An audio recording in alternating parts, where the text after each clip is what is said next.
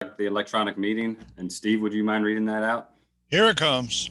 I move to certify that the nature of the declared COVID-19 emergency makes it impractical or unsafe for the Agriculture Committee to assemble in a single location, and further that the agenda items to be taken up at this meeting are necessary to continue operation and discharge lawful purposes, duties, and responsibilities of the committee. I make that motion. I will second it. Grosvenor.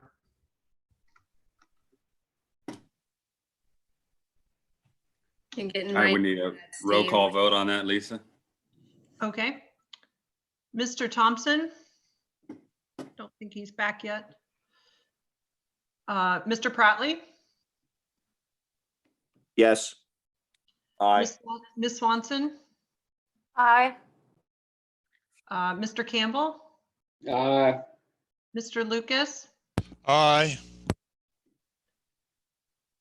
That's the voting directors. Any noes? Okay. All right, now I can get going. Apologies for that. So back to what I was saying, we started these discussions back in November and, had some side conversations on how our programs and how our day-to-day work kind of capture invasive species control. We had some back and forth, and we decided we'd start discussions on this topic at this month's meeting, and that's kind of our goal here today. Where we could talk about this all day and go in many different directions. We kind of wanted to focus on 3 areas, kind of reviewing our practices and our programs and how they relate to invasive species control. Maybe touch on some education and technical assistance that our staff provides and potentially could provide in the future. And then just overall recommendations for improvement in this area, because I know we all have this on our radar and have this kind of as a goal of ours to do more in this area. And so I wanted to start today by kind of just having a back and forth on the information I had sent out last week. I hope y'all had a chance to review that. I was going to run through that spreadsheet that Audrey put together. It kind of highlights 2 or 3 of our primary practices. That would be the stream exclusion buffers, and then the FR3 and the FR1 that is, coming back and planting trees in certain areas. Audrey also highlighted some NRCS practices that specifically call out some invasive species control, as well as some other programs such as the James River Association Buffer Program and how they combat invasive species. So I'm gonna go ahead and share my screen and kind of run through this spreadsheet briefly, answer any questions, and then start the discussion. All right, can you guys see my Excel document? I think you can. Yeah. So the top 3 rows are our DCR VAX practices. The ones we commonly use are FR3, which is a riparian buffer planting along a stream. Typically, that's a hardwood planting. The DCR VAC spec SL6N and SL6W, that's our standard stream exclusion, wide and narrow. And essentially, we had some discussions and reached out to David Bryan on this issue, and this has always been where NRCS differs from DCR in the fact that DCR has always stated that they're water quality driven, and in their minds, and we can argue this all day long and probably get some facts together that would show the opposite of this, but in their minds, they're looking for perennial cover. They're looking for preventing access of livestock to streams, and there's no strict guidelines on what that buffer needs to consist of. As you can see in the statements and regulations on the SL6 and the SL6W, the buffer must be maintained as a perennial species for the practice lifespan. It does not necessarily mean that needs to be a native species. It does call out the 390 NRCS spec within that spec. And that's pretty loose. That's control of invasive trees and shrubs may be required to prevent dominance of the riparian zone.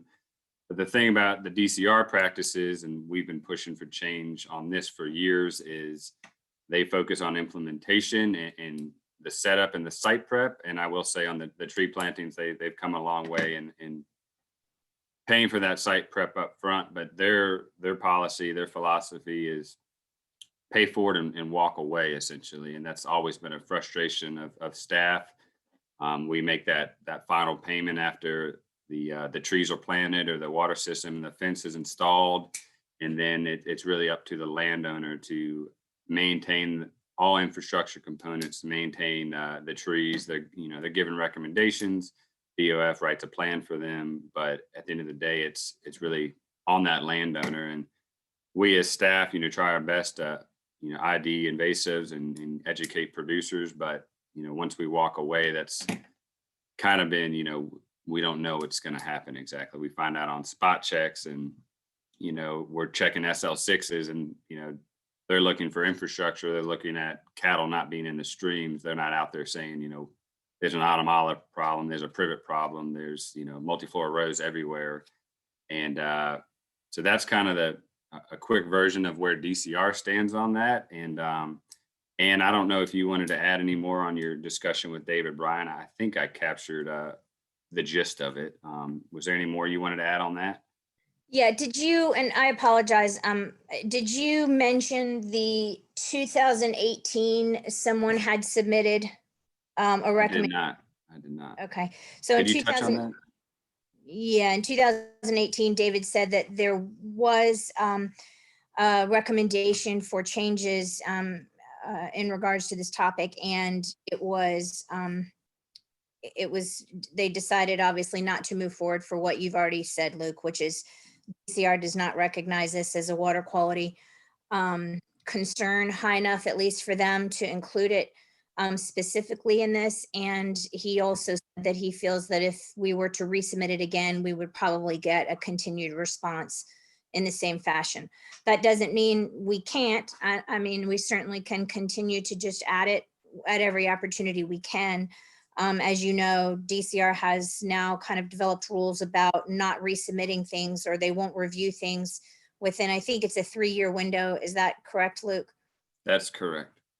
So we can submit it at the next cycle that we're eligible for it. And we can continue to do so. Lonnie, I know that you've had some conversations with DEQ that have maybe some potential in the water quality kind of debate aspect.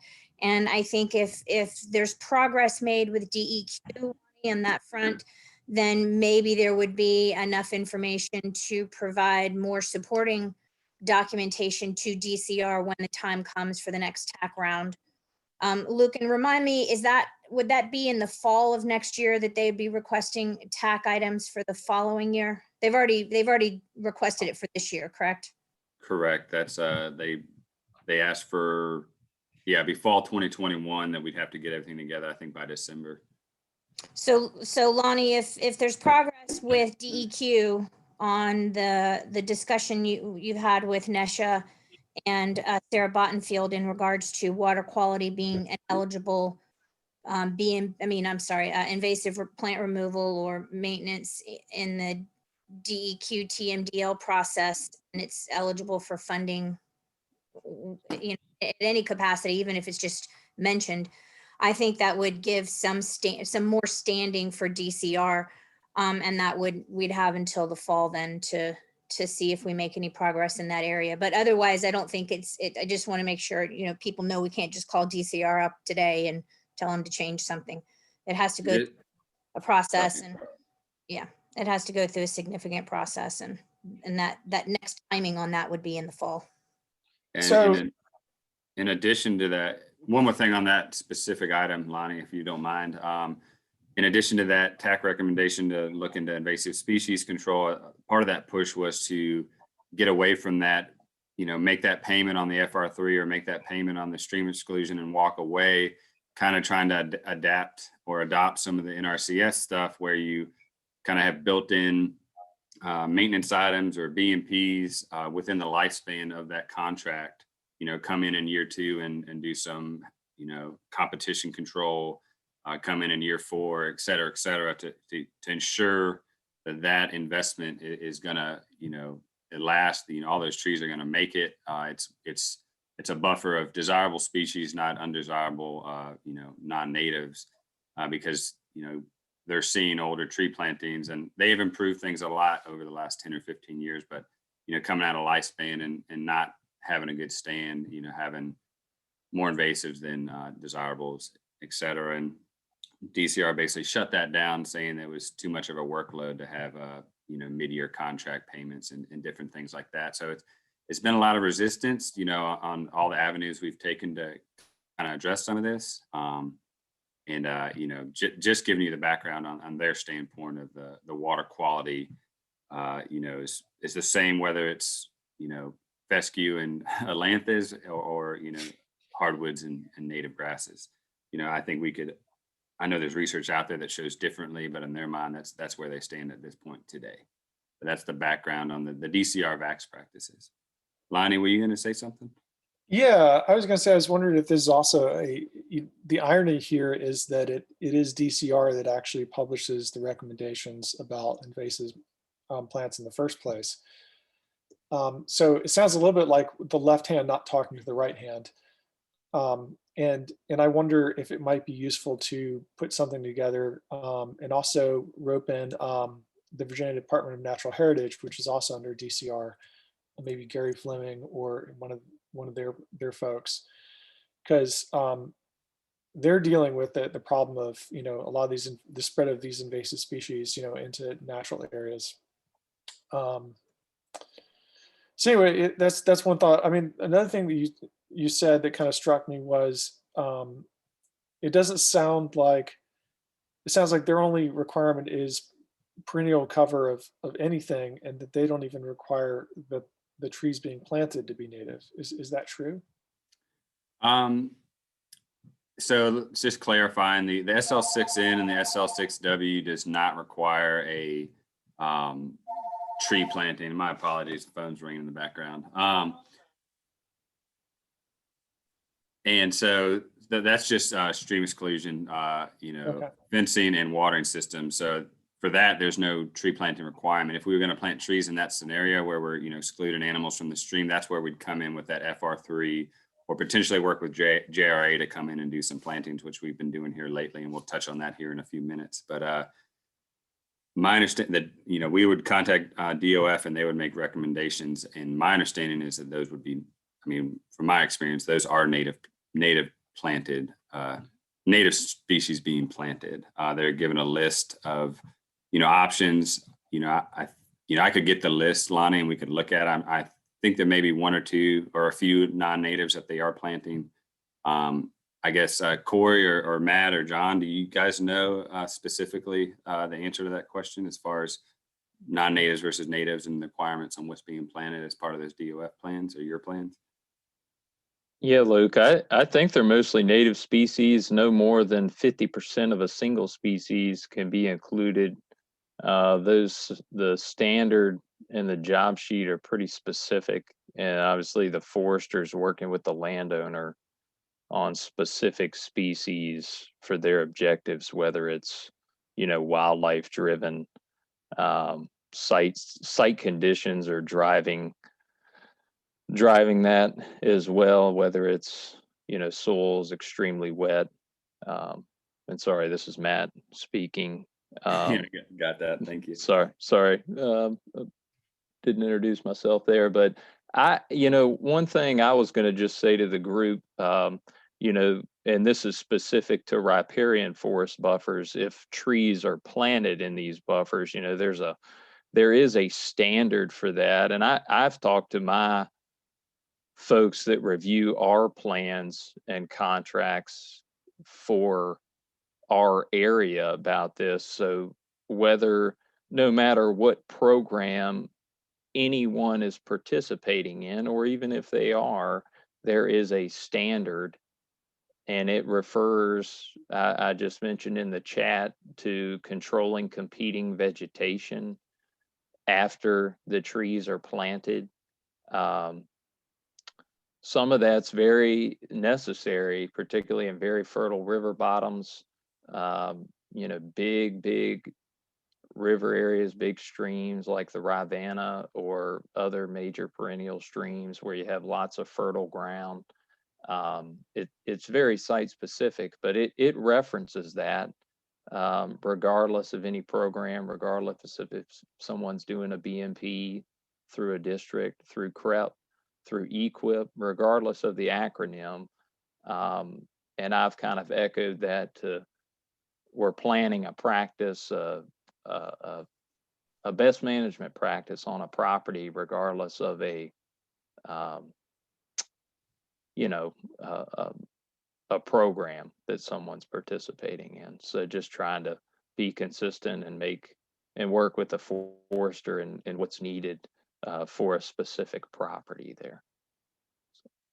No, man, I appreciate that information and kind of that more background. And so DCR has kind of adopted a lot of the NRCS practice guidelines within their specs. And, FR3 calls out, I believe, 390 and 391. And, I guess if you don't mind, if y'all would touch on, your process. And, I kind of showed, how DCR handles it. They've gotten a lot better on the site prep, trying to take out invasive species up front, specifically when we're coming into a pasture setting and trying to get, competition down when it comes to a fescue field and getting things set up so it's a successful planting. But you guys have, multiple payments built into the contract for like year 1, year 3, and down the road. Could you just touch on how your kind of typical contract is set up in that regard and what y'all are doing to come back and ensure that these plantings are successful?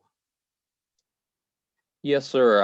I sure can. And I won't steal from Corey or John if they'd like to chime in as well. But so I work closely with our local forestry folks. I'll try to get them out, and they kind of are probably rather annoyed by me at any point in the process, but I'll get them out early and often on these so they know what's going on.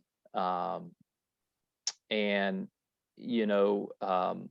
site prep on one farm may not be the same strategy as the next. So we try to build in a site prep measure. Typically, if it's a fescue-based setting that we're going into, a fall prep treatment is an ideal time frame for that. And then we'll look at any spots that might have been missed coming into a spring planting window. March is a great time to see any fescue green up. That's basically the only thing still growing there. I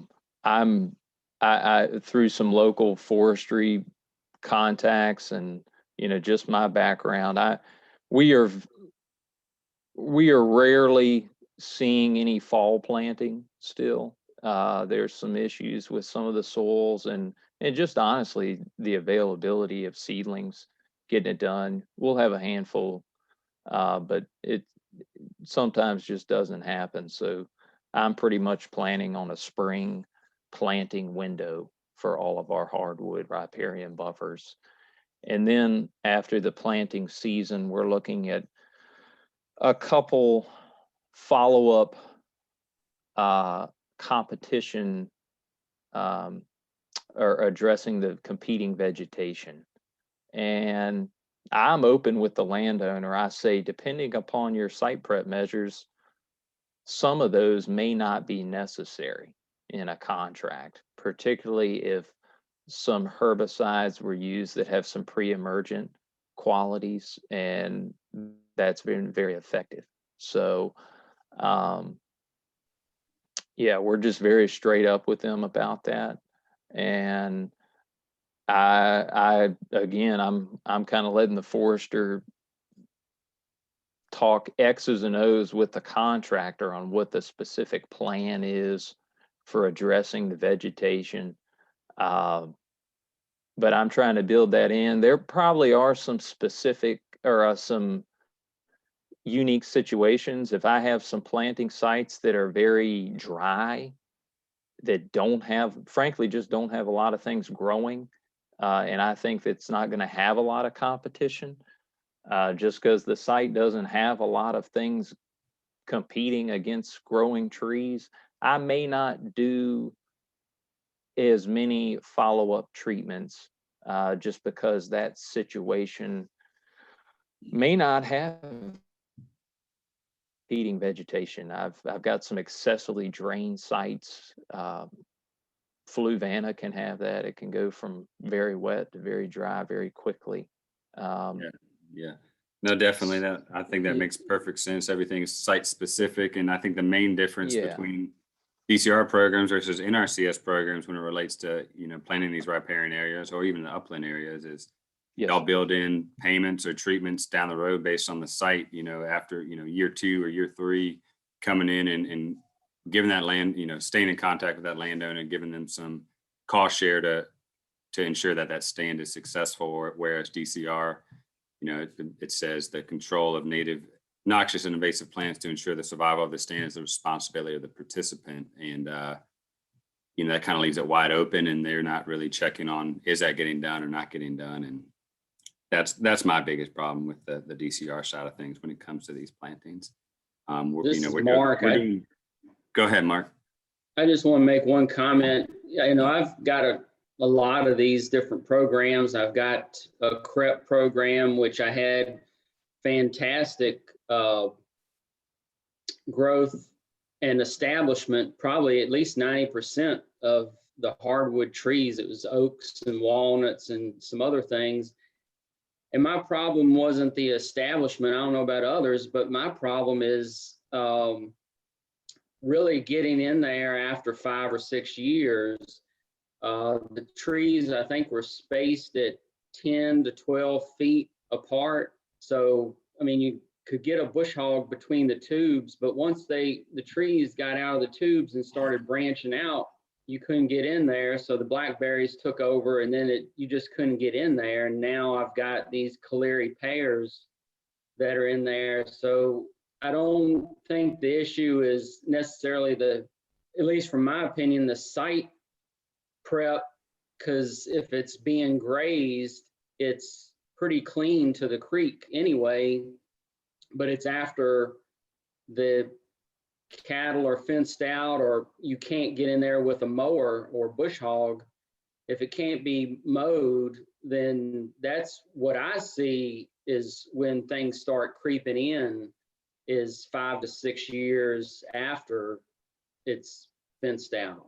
Because I just couldn't, I thought I could get the bush hog between the trees when they did 10 to 12 feet, because I've got a 10-foot bush hog. And even if I had somebody with a 5-foot bush hog, they could. But once those trees got up out of the tubes, it was no longer able to do any mowing in there at all. So that's just been my experience. That's a good observation, Mark. When our family does forestry, one of the things we plant trees way too dense, and then we come back and we thin those trees so that we can make a reasonable forest that you can maintain. And obviously we're not doing that with buffers. And depending upon the tree selection, it could make it hard for people to maintain that afterwards, depending upon what trees are selected. It almost sounds like one of the big problems with the DCR programs, as you pointed out, Luke, is the lack of, it's sort of like plant and forget. And it seems like also from a taxpayer standpoint, we're investing this money to plant these trees, and then we're not doing the follow-up to make sure that they survive. And I'm less concerned, I guess, about the exclusion, just straight up exclusion, because what are you going to do? if you just put up a fence, you can't expect that on itself is going to result in anything except for sort of a buffer of invasive plants. But if we're explicitly planting something, we should make sure that A, it's native, and B, that it'd be nice to have some, as you say, some follow-up on that to make sure that there is that these things are going to survive. And and Mark's point about 5 years down the road, and maybe it's not 5 years, maybe it's, it sounds like at 5 years it's already a problem that's difficult to fix. Maybe it's 3 years. It's a shame there's not some cost share or some other program that could, come in, or some program that would encourage maintenance after X number of years that people could sign up for. And we pushed for that too, Lonnie, and that was shut down as well. They said we're going to invest for this 10 or 15 years and they leave it up to the landowner, but we're seeing that, it doesn't get done. So I think for that, we should, look for putting together some research and some information and trying to go back to the TAC with a more, more literature, more research, more information to support that claim, just instead of writing a 1-paragraph recommendation and having to just shut down again. So I think that would be something would be a goal for the next few months, to put some stuff together to see if we can get some of that changed. The big thing, we're doing the site prep, but it's just what happens after the fact is just an unknown. That's kind of our takeaway from our side of things. And then for the SL6s, I mean, it's just very frustrating sometimes. We're coming into a farm that has, invasives already in the buffer, and we're putting up a fence where, we can tell the landowner everything about it and what they should do about it. And it's a big burden. It's a lot for them to maintain on top of everything else on the farm. And what we're seeing is we're in some situations, we're just fencing out an area that's full of invasives and basically protecting them in a way. So anyway, I was going to Luke? just make a quick comment, Luke, and follow up on what Lonnie had to say there. You and Ann were discussing earlier about maybe some strategies to mention to DCR, and we're all following these guidelines, working closely with the Department of Forestry professional forester, and referencing the standards. John referenced the forestry technical note, which is an excellent resource that's kind of discussing these processes and follow-up treatments, particularly when invasives are involved. It's more, not so much a project. It almost turns into a marriage or a long-term commitment to address those invasives. So it is a longer term outlook on addressing that. So that may be a potential discussion item for, maybe making mention of a specific instance for an FR3 or FR1 type practice. Luke? This is Joe. I think we've kind of already circled back, or about to the main driver on these programs is water quality. So from that perspective, what's looked at is how much reduction are we getting in nutrients and sediment with whatever vegetation's out there. And I think until that perspective is broadened out, and that's what was talked about earlier, it's going to be a continual challenge. And that is the goal, is to get that perspective broadened out to the other benefits of having invasives excluded and eliminated and natives supported. So I'd like to move on at this point in the essence of time to your next item, Luke. sure. I mean, I guess, we've talked about a lot in thinking about, next steps. And I don't know if we want to create a subcommittee to kind of work on some of these goals and kind of put some things together. If that's the route we want to take, I guess I would appreciate some guidance on next steps and where we go from here. Recommendations for improvement we somewhat touched on and kind of set the baseline of what we're doing currently. But if this is something we want to proceed with and go down that route, just looking for some suggestions and recommendations on next steps and, where this conversation is going and what are the goals of the committee as it regards to this subject. If I can offer a couple of suggestions. One, we've had some good ideas already tossed out today, both from our committee, from staff, and from our partners. And I think starting to collect those would be a good start. If there's some individual that kind of like to head up that effort and on the committee and coordinate that with staff and our partners as initial step, I think that would be a good approach. Do I have any volunteers? Who feels passionate about invasives here? Mary? Great. Lonnie, I'm not seeing your hand. I'll I help expect- out. Oh, yeah, well, you're not gonna see my hand because I think I have video turned on, but I can do my digital hand. Where's my, Okay, so I'm seeing Mark, Steve, both on the committee have a strong interest. I'll take that as a yes from Lonnie also. And Mary looks like a staff person who's willing to be on the inside to help as a collection point, so people could send things to Mary as far as suggestions, some of which we've already heard today, others I think we can certainly expand on. So if we could do that, and then we can continue on with this once we have some other materials, talk about strategies, who we need to approach, what entities, both within government, our partners and state, to see how we can move this forward, because that's what it's going to take, is obviously some pretty basic policy changes.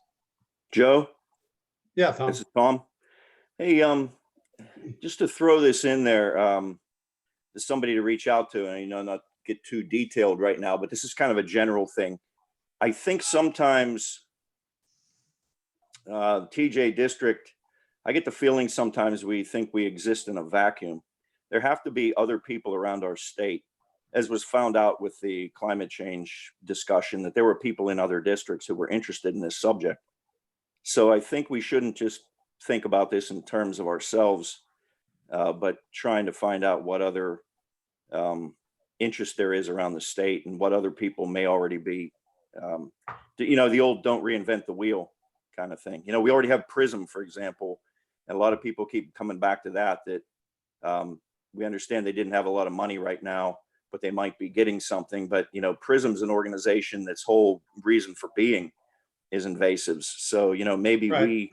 maybe we stand back in line a little bit behind somebody else, or maybe we find other people to kind of carry the load with us. But just kind of that idea that maybe sometimes we're kind of very internal, like with our own organization, and there are a lot of other people facing the same problems that we have, I'm sure.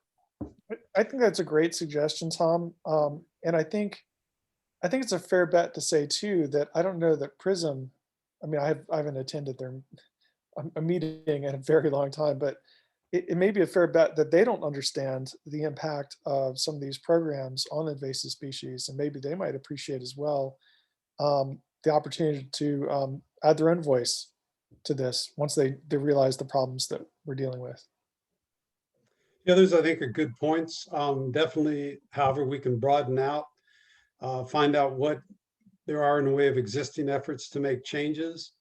I think what we're kind of drilled down on, and rightfully so, are the programs that we deal directly with and some of the inherent problems that are there. If there's an overarching way to approach this, whether that's through the PRISM structure, which is also a partnership between private, state, and federal, or others, I think that's, again, excellent. So those type of suggestions, I think, are good to, again, send to Mary. And then we need to develop a strategy from there on how we approach it, how we look to see what's already available that we can utilize, other partnerships that we can either join or model after. So thanks, Tom. Okay, Luke. All right. Well, I appreciate that. And I think this is a good first step. Well, if everyone could put their thoughts together, and I'll chat with Mary about maybe a Google Doc or something we can all edit and share to get these recommendations in place, and see what we come up with, and then that can help shape the conversation moving forward. Sure. So Luke, if I could Yep. just say one thing before you jump on, and I can work with you and Mary and everyone, but remember, we have a strategic plan that we're in the process of editing between now and June. And so Mary, I'll also ask that you take a look at that, and let's see if we can find some areas where we can weave this into existing programs, not just the agricultural programs, but also some of our other programs as well. And then just remember, everybody, that the strategic plan is a 4-year process. And so from a district manager standpoint, trying to manage time and how much we can take on, this could be something we need to look at over a couple of years, and try to not put us into stress mode on trying to solve all the world's problems in a very short amount of time. So I think if we can use the strategic plan to kind of, to take out, plan out some steps that might give us a little bit more breathing room on what we can actually accomplish. I don't want staff to feel that this has to be immediate. I think it's going to be a little bit longer term for us to accomplish this kind of a goal. So thanks. Good point, Ann. Thanks. All right, we'll move on to the rest of the agenda. Those were the main discussion items for today. We'll jump into project increases. I sent out the agenda and the cost share weighted approval list yesterday. There were 2 additions. I'm going to share my screen so we can all follow along with that. But the additions were 1 increase that was not captured in the initial report, and then 2 CCI practices that we added a little later. Let's see. Can y'all see the agenda on my screen? Am I sharing, or did it? Could see it, could blow it up a little bit. It would be really helpful for some of us older folks. Can you see me there? The project increases?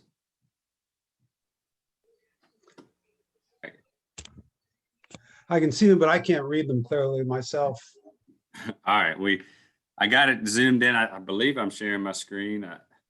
You got the screen shared, but can you go to that screen Agenda. and hit your plus button for your for the screen itself to We just need it a little bigger. I'm working on that. Hold on. okay. So look, it's in the top bar. On the top bar, there's a little plus button in the very top bar. If you I've click on done that, that for some. I got that. My Zoom is not cooperating. You mean your mouse or your internet connection?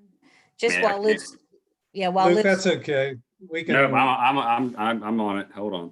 Okay, while it's my Luke's working Zoom. on that, many of us lost power last night and much better. trees went down. So I imagine Luke's internet's probably giving him. No, it was my Zoom. So anyway, we're here. Sorry about that. We have 2 project problem. increases for this morning. A Panamint WP2W for $761.60. Tim, can you get some details on that, please? Yeah, there was some additional fence that was planned. A couple draws that were kind of dry weather draws, it seems like, or, wet/dry weather draws. They were really wet when we come out and actually started fencing. So we extended some fence and just kind of took the head of some ditches a little bit further up. And yeah, it just kind of added up. The footage added up on us, and it increased the buffer. So that added some money towards it also. So this was a project that was checked out and measured, and then we went to do the payment, and we needed a little bit more Correct. money to make the cost share amount correct. So that's Right, what the yeah. 160 is. Any questions on that? Yeah, Luke, Tom, this is Tom. My only question is, once every so often on some of these practices, that WP2W, I think that's a little bit of a newer one, isn't it? The WPs projects, or maybe we don't see them as much as we see like SL6. That's a good point, Tom. It's not as common as the SL6. It's when they already have a water system and we're coming in and building fence only. So it's a fence only practice. And sometimes there's a crossing or limited access associated with it, but not on this one. This is just strictly stream exclusion, fence only. So that's Okay. what's, and the W indicates that's a wide buffer, not a narrow. So hearing no questions on that, I might butcher this name, but Walkmeister FR3, it's a tree planting that Lisa's been working on. They called Lisa 2 weeks ago and wanted to change their lifespan from a 10-year lifespan to a 15-year. And we fully support that. And that does increase their cost share rate by a few $100s to the $765 for that additional 5-year lifespan. Those are the 2 increases. We good approving those? Any questions or discussion? Luke, do you want to do motions on these individual areas? Project increase, et cetera? Or we could do it, a motion to approve the project increases as presented. It's up to you, Joe, if we want to. I'd entertain a motion to approve these project increases as presented. Steve will make that motion. Do I have a second? Second, Tom. It's been moved and seconded. We need a roll call vote, please. Lisa, can you do that for us again? Sure. Thanks. Mr. Thompson, Aye. Mr. Pratley, Aye. Ms. Swanson, Aye. Mr. Campbell, Aye. Mr. Lucas, Aye. and I know we do have Mr. Murray on the call, but he is, I guess, not a member of the Ag Committee, so Grosvenor. is a I'm member. sorry, Mr. Merle Smith, Aye. thank you. Thanks, Lisa. The motion passes unanimously. Moving on to potential cost share approvals.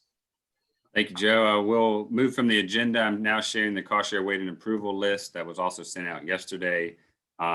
This is about as zoomed in as I can without cutting off the screen. Can y'all see that good. okay? Yeah. All right, so stream protection practices are up first for this month. This first one is a SL6W for 222 Farms in Nelson County. We reviewed this back in October, November. This is the one that we submitted a variance, which we did get the email from DCR on December 28th. This is, we've already discussed this. We've already approved it. I have a line item later on in the agenda, but just wanted to, give you the details there of that practice. And this will need to go as a specific action item on the board agenda next week. So no real discussion needed on this, just kind of that informational there that was approved by DCR. Two SL6, next up is a SL6W for Will Houston. Lisa's been working on that project. It's a high ranking project at 110, doing some exclusion and some intensive rotational grazing management. In conjunction with that, it's a WP2W fence only practice where there's already an existing water system, kind of two projects in one on one tract of land. Kind of information spelled out there. Lisa can answer any specific questions on those projects. Any Luke? questions or discussion? Yeah, it's Tom. I just gonna sneak back in real slightly on the last subject matter, which is when we were talking previously and on our matrix before having JRA. Some with my understood JRA work is almost like an overlay on a DCR buffer. Is that correct? Some other program has created a buffer and then a JRA tree planting comes in on that already established buffer and brings in money to do the tree planting. Is that correct? It's not specific to a DCR buffer, and yeah, I should have touched on this briefly in the matrix, but it's a program specific to the James River watershed. So that's for Van and Nelson and Albemarle for us. And it doesn't have to be a DCR buffer or an NRCS buffer. It could be a voluntary. It could be, no livestock. It could be hayland. But essentially, it's a privately funded grant, and it's a 3-year. It's 100% cost share, and landowner doesn't handle any of the funding. They pay for the cost of the site prep, the tree planting, and then 3 years of maintenance and competition control to make sure that planting is successful. So we've had a very good experience working with them, and we're sending more and more people that way just because it's a good program. It's very easy for the landowners, and they kind of have specific staff out there making recommendations and planning it and checking on those buffers long term. And when you said that you're saying JRA pays for the whole site prep. The landowner has no. Everything. They don't even have to pay a bill. JRA handles all of it. Okay. Thank you. Yep. Thank you, Tom. So any questions on the SL6W, the WP2W on Houston? Staff recommended approval. So I'm going to move on and we'll discuss these, and then we'll hopefully have a motion at the end on all of them. Now there's two that need discussion, and we'll get to those in a moment. The next one is the SL6W for White. If you recall, we discussed this last month. I was given direction to find out more about the existing well on the property.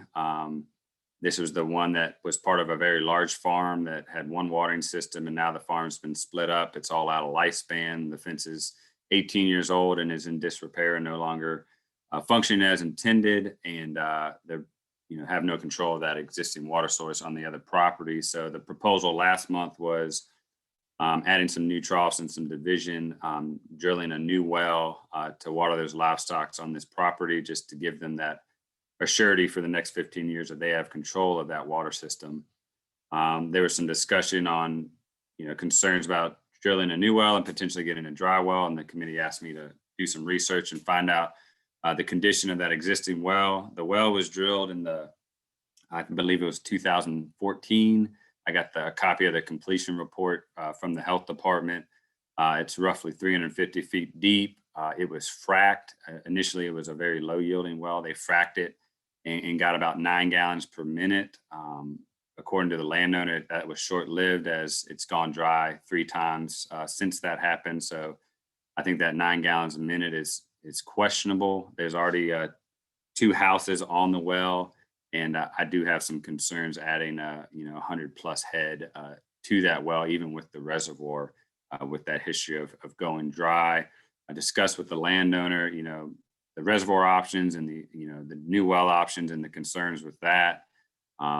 They've had some good luck with hiring geologists in that area, and my recommendation is going that route. And the landowner that's the landowner's preference as well, is to leave the existing well alone, and if the committee's okay with it, drill the new well, hire that geologist to give that recommendation, which we've had good success with, and go that route instead of tapping into the existing well that's gone dry several times, just with 2 houses on it.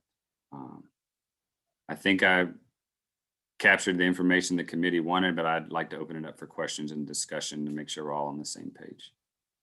Any questions or comments? Tom? Luke, I have a question. You said paying for a geologist. What is that coming from? Is that the landowner paying for that solely, or does that come through cost share, or how does that? That was about 5 years ago. They made that an eligible cost through the VAX cost share program, and typically that cost ranges from about $600 to $800. Okay, thank you. And I think in my experience, I've used them about 5 or 6 times, and we've got good wells, I think 5 of those 6. So it has proven to be successful. Science but nothing's is a good. guarantee. Any other questions or comments? Okay. Okay. Next up is Bertha Durbin, SL6W in Albemarle County. If you recall, this project was reviewed in, I believe it was September. It was a low ranking project, below 80.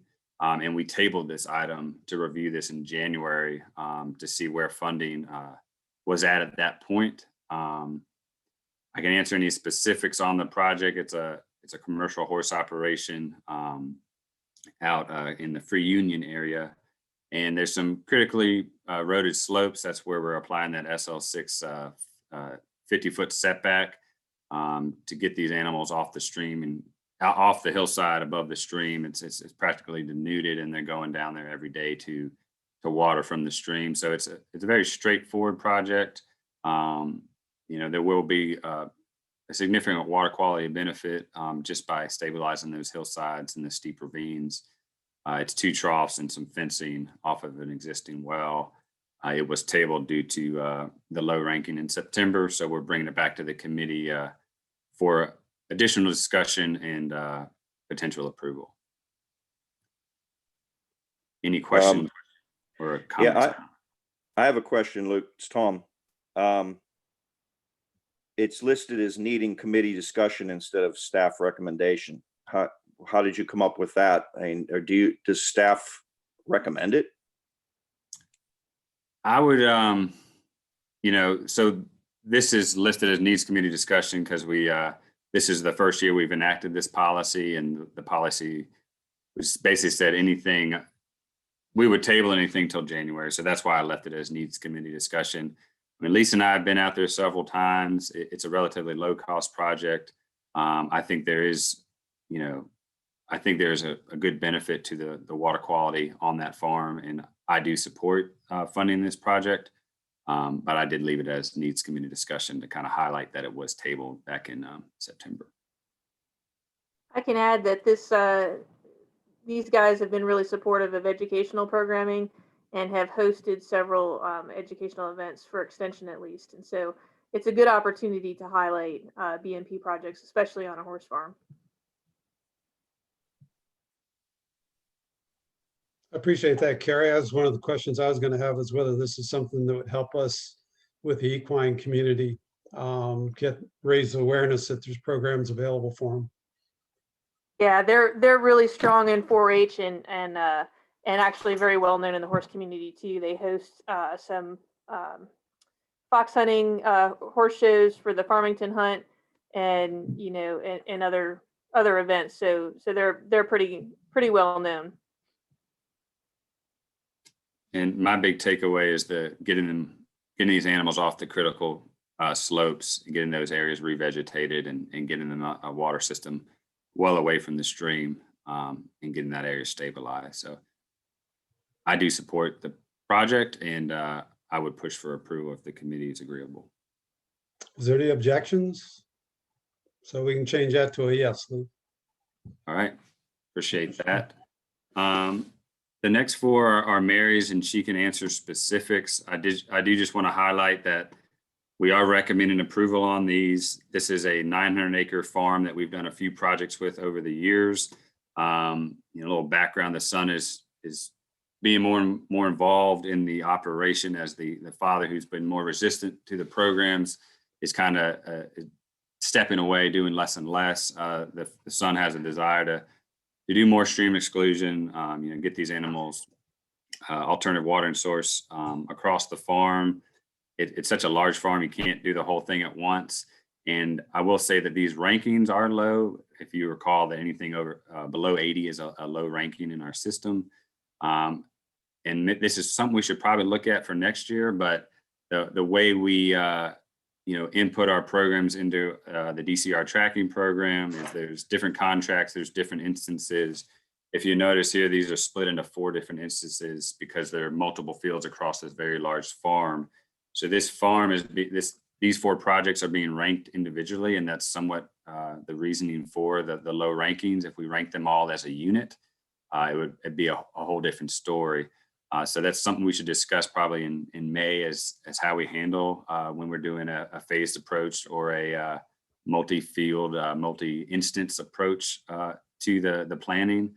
But essentially it's 4 projects, 35-foot buffer on everything, 3 SL6Ws that include an alternative watering system, and then 1 that's fence only, that's the WP2W. They have over 200 head of cattle, and this would help them start the process, hopefully a longer term goal of doing more and more. And this would be kind of the first part of that. So staff is supportive of that, and happy to answer any questions on that. Just a comment, Luke, it's a high visibility property right there at 22 and 250. So, getting those folks, and it looks run down. I mean, I'm glad to hear the son's interested, because it's kind of gotten to be a rundown farm, and be a good feather in our cap to be able to put up at some point put up a clean water sign, and be able to, it'd be possibly a showcase for people to see what the district's doing in the area. Luke, I'd like to just add on to that. This is Grosvenor. It's sort of the end of the Keswick group of farms that go up 231.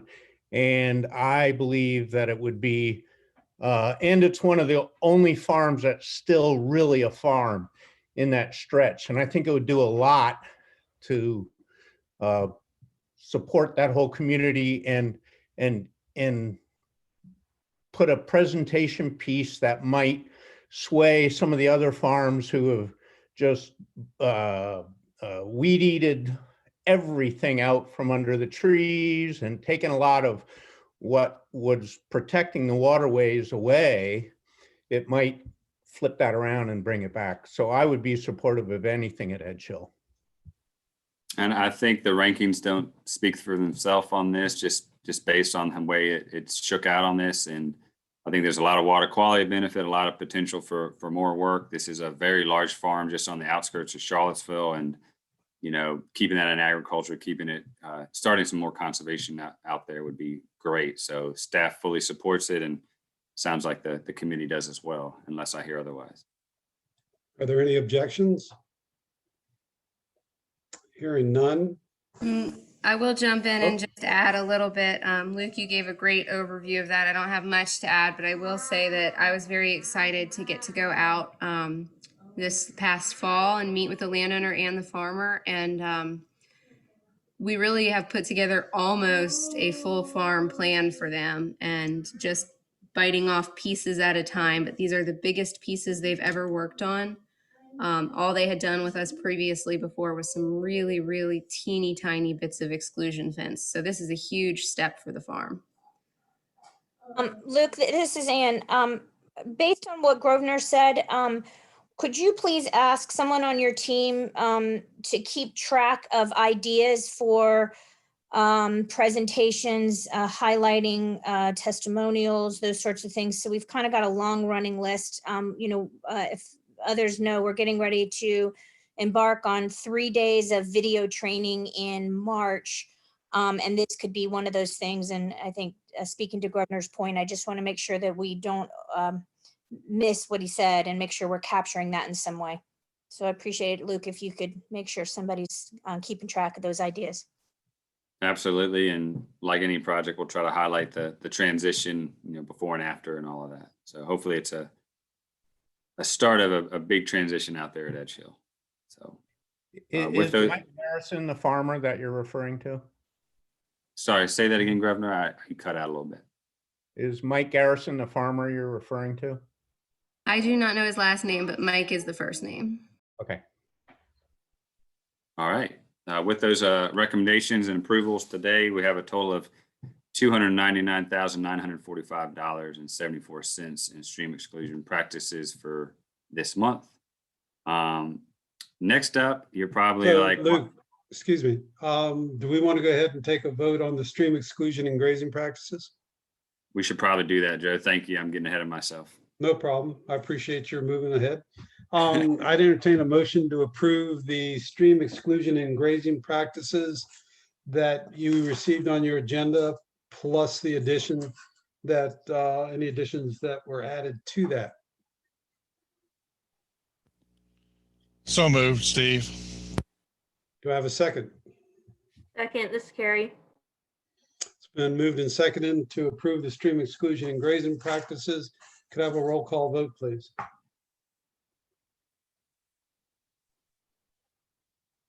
Mr. Thompson, Aye. Mr. Pratley, Aye. Ms. Swanson, Aye. Mr. Campbell, Aye.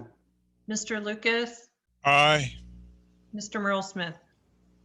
Aye. The motion is approved. All right, thank you. Next up, we have 3 cover crop practices, and I know you all realize this is not typically the time of year we discuss these.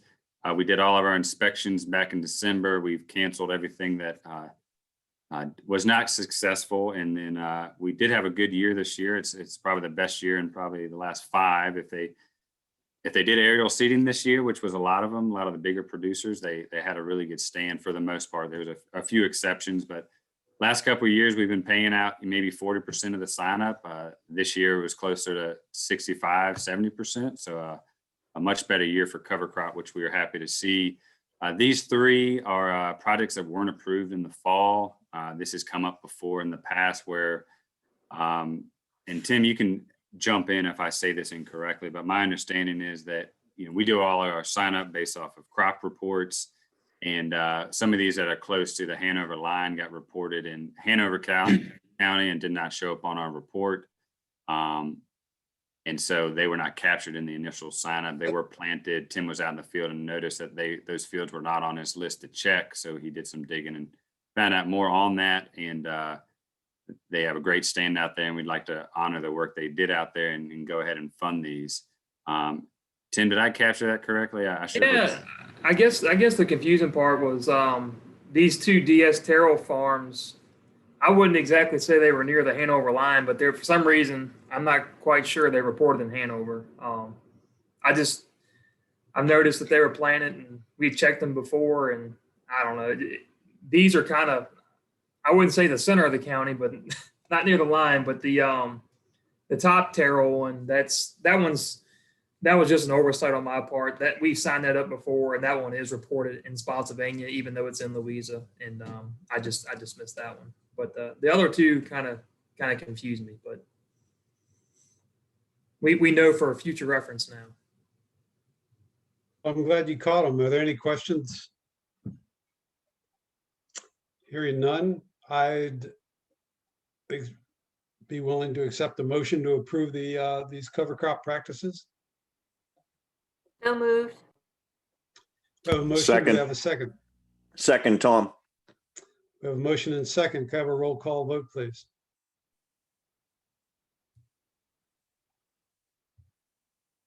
Mr. Thompson, Aye. Mr. Pratley, Aye.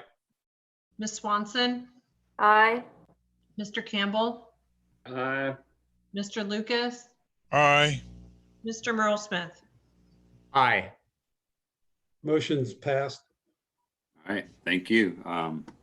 Next up, we have 2 tree planting establishment practices. One for Walkmeister and one for Rose, both FR1s, which is an upland tree planting. Essentially converting, one converting pasture to trees and the other one converting a row crop to pines.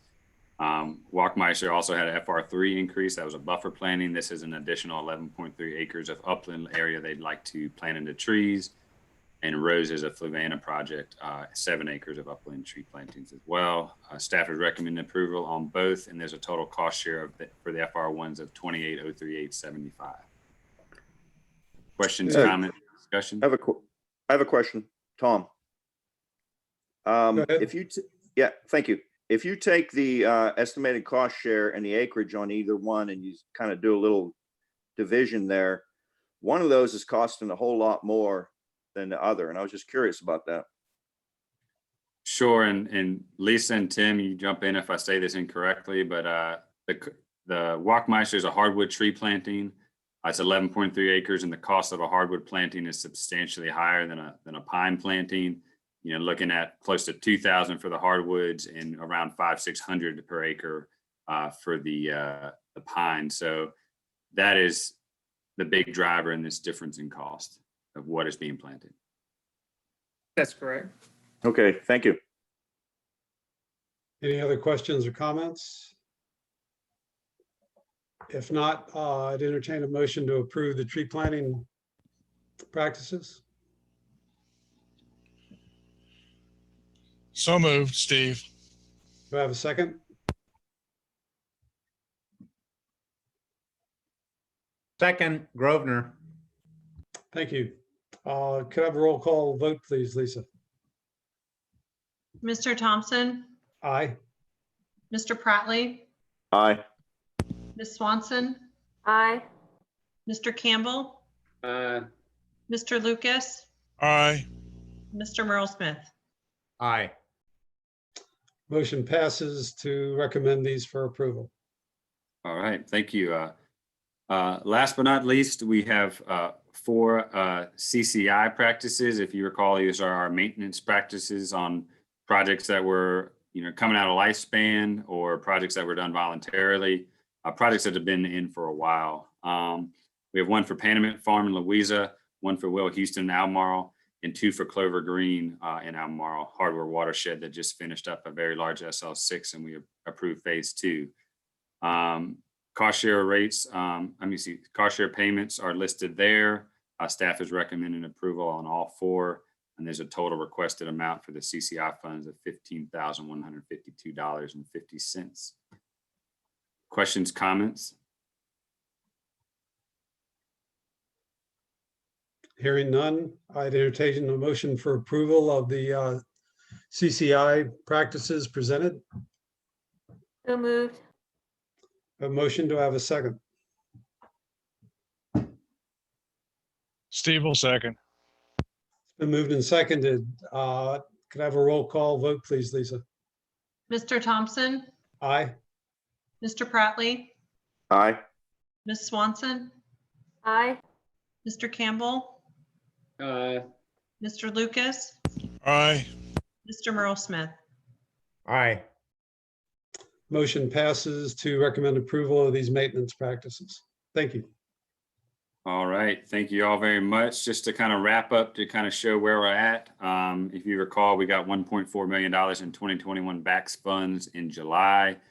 You know, we approved our cover crop, but we canceled about 40%. So this is our accurate number of what we have left.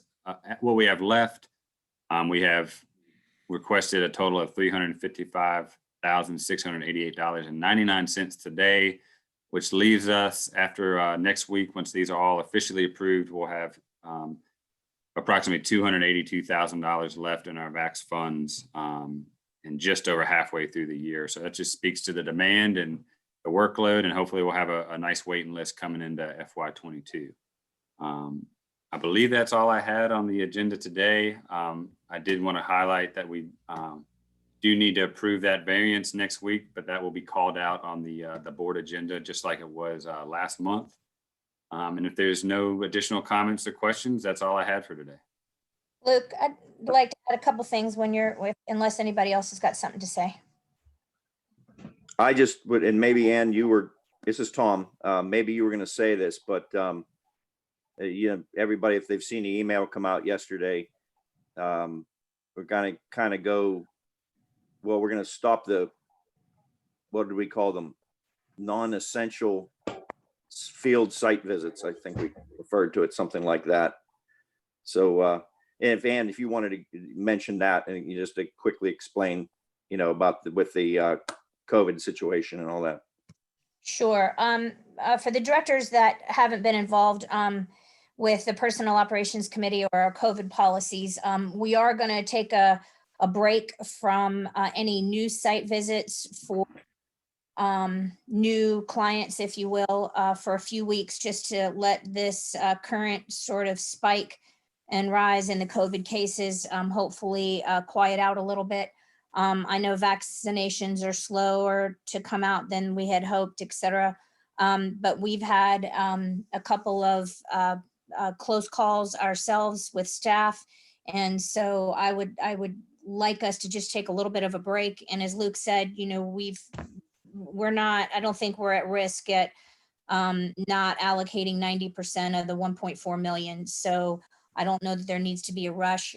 We also have, as you all probably remember, $2.8 million worth of paperwork to complete from last year's round. So I think that there's no shortage of workload for staff. And so we've kind of divided up some things as far as in-person site visits into things that we consider essential. Obviously keeping up with their current contracts, making sure construction stays on time. But for new signups, we're going to put that on hold until March. It's not really that much further away from now, but maybe it'll give a chance for the vaccinations to at least start to roll out a little bit more. We'll reassess towards the end of February because, you know, I don't have a crystal ball. It may be better in March. It may not be. So the other piece is that staff has been working on and is going to complete kind of a pre-application questionnaire form, similar to what we did for the equine program, so that we have things that we can communicate to the landowners in advance of doing a site visit, which is actually something that's been on our to-do list for a long time anyway. But that way we can actually use that time over the next 5 or 6 weeks for any new phone calls we get to go ahead and start to document a few things, what their goals are, prompt them with a series of multiple choice questions, just like we did on the equine program. So they won't feel like they're just being ignored for 6 weeks. I think we can use the time to communicate with them and just know that we're scheduling in March. Staff's going to work on some language so that it comes out positive and that we're not coming across as, we're not going to use the word unfortunately. We're going to say things like, the great news is we've got, you know, openings in March. So we're going to make sure that we put a positive spin on this. It's again, really not that much further away. I'm also kind of cutting back a little bit on how much staff is in the office at the same time. Again, for the same reasons, we've had a few close calls since in the last few weeks. So I think it's just easier for all of us if only one person's there at a time. There'll be certain exceptions.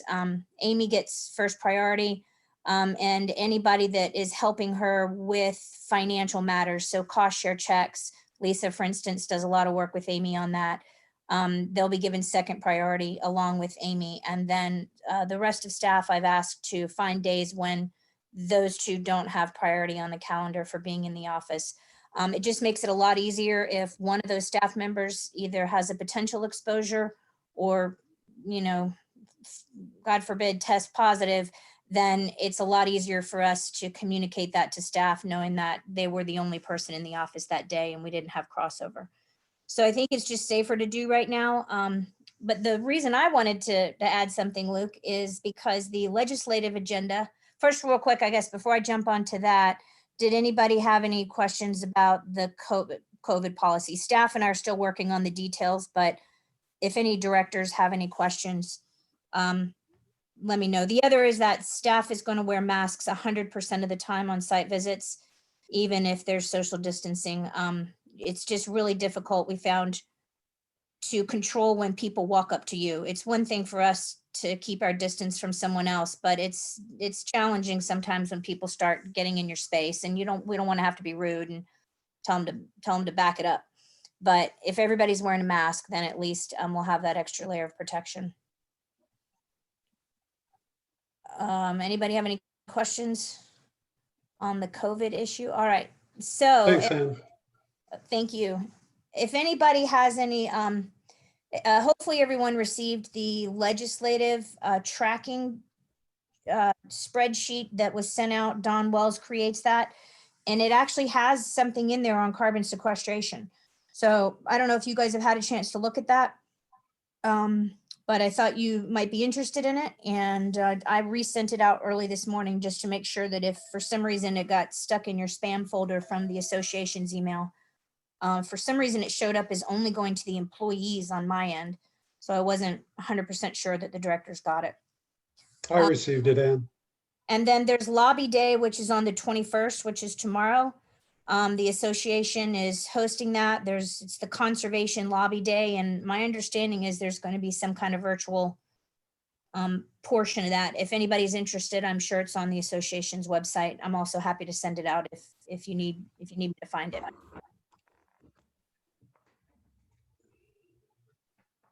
And this is Rosen. I just wanted to say I got a laugh this morning when I got the email and it said, "Let me know if you didn't get this."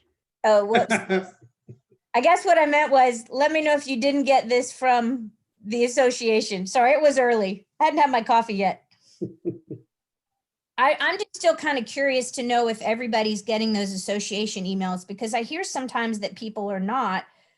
And when I received it, it said that it went to district employees. It didn't say all district. Sometimes it says all district and sometimes it says district employees. So I don't know if maybe like it depends on who's sending it, whether Kendall is sending it or whether one of her staff members are sending it.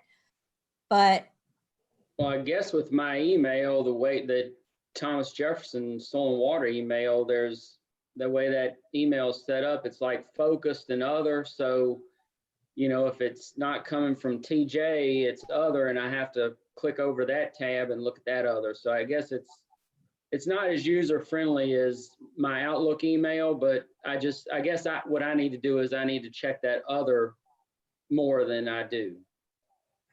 all right, thanks for letting me know that. Because yeah, when I look at it on my phone, the other and the focus comes in blended.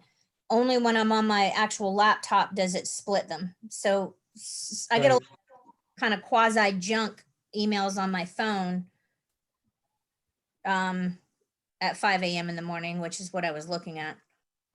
So but I appreciate that, Mark, because I do know it's not really spam folder, but there's another category.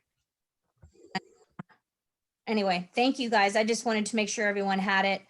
And Grosvenor, thanks for pointing that out. I guess my point was, is if you didn't get it from the association, let me know so that I can alert them. Thanks, Ann. Any other comments for the good of the cause? Yeah, I just have, this is Tom. I have one question for Luke. Especially now with the, we talked about like the essential, non-essential site visit and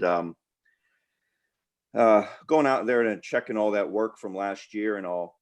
Do you feel you have all the technology you need? Whatever you guys are using to survey with, your GPS, if the idea of being able to maybe just send one person out to check something and where maybe at one time you would have done two, do you feel comfortable with everything you have, or do you have a wish list or anything? Oh, this is a dangerous world if you're going to give me a wish list, Tom. I'll think on that. I think, we're still planning on doing our measurements, our checkouts, our layout, our surveying. We do have a laser level in Louisa that enables us to survey individually as opposed to, one person on the rod, one person on the unit. But,